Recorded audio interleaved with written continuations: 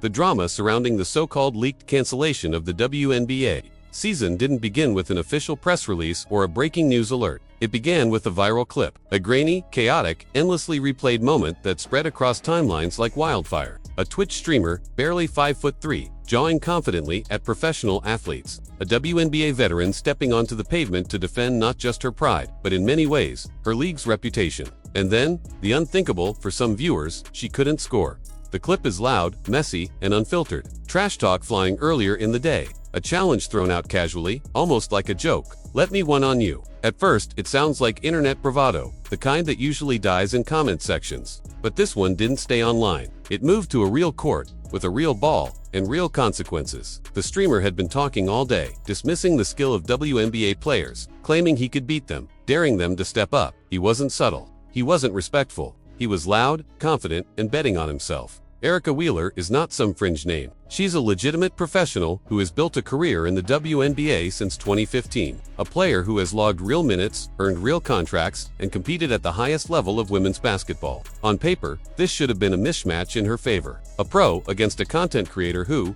minutes earlier, had airballed a layup. The expectation from fans was simple. This is supposed to be easy work. But one-on-one basketball is a strange equalizer. No help defense. No structured offense. No system to lean on. Just space, pride, and physical tools. As the possession unfolded, the streamer crowded her. He moved his feet, stayed in front, contested every inch. Wheeler tried to create separation, but there was none. No clean look, no easy drive. Frustration crept in quickly. Within just a couple of possessions, it was clear this was not going how anyone expected. And that's when the internet did what it always does. It clipped it, it looped it, it framed it as proof of something larger. Because this wasn't just about one player missing a shot. It became a referendum. For years, the WNBA has fought for greater respect, larger salaries, more coverage, and the acknowledgement that its athletes are elite. They are, unquestionably, the best women's basketball players in the world. But the league has also had to navigate comparisons to the NBA, debates about pay equity, and endless online arguments about popularity and revenue. In that context, a viral moment like this doesn't exist in isolation. It gets absorbed into a much bigger conversation.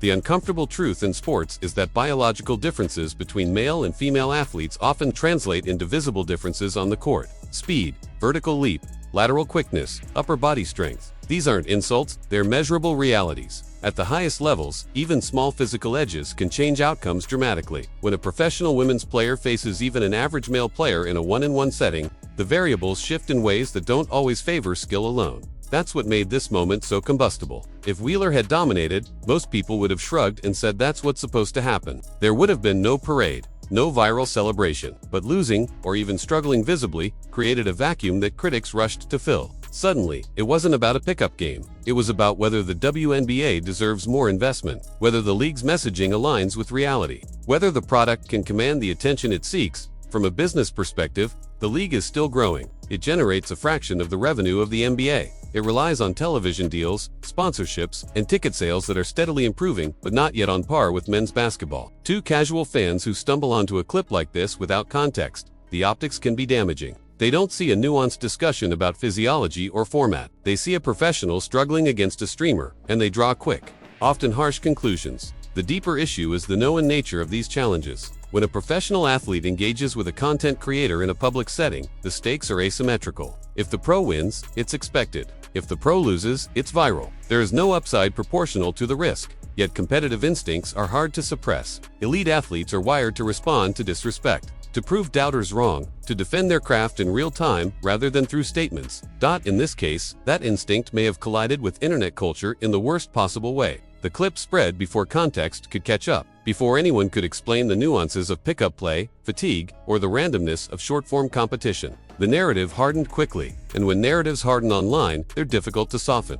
None of this means the WNBA is canceled. There was no official shutdown, no goodbye forever announcement from league headquarters. The cancellation exists more as a dramatic metaphor used by critics who believe moments like this symbolize deeper issues. But symbolism is powerful. In the age of viral media, perception often moves faster than fact. The real question is strategic. Should WNBA players engage in these public one-on-one battles with male creators? Or should they simply decline, preserving the focus on their league and its growth? There is an argument that walking away denies critics the spectacle they crave. There is also an argument that competition is part of the culture, and stepping back can be framed as avoidance. It's a tightrope with no easy balance. What cannot be denied is the competitive legitimacy of the WNBA within its own sphere. The league features world-class talent, Olympic gold medalists, players who train year-round and refine their craft at the highest level available to women in basketball. That reality does not vanish because of a viral clip, but public perception doesn't always operate on fairness. It operates on moments. This incident is less about one missed bucket and more about how fragile reputation can be in the digital age. A few possessions can fuel hours of commentary.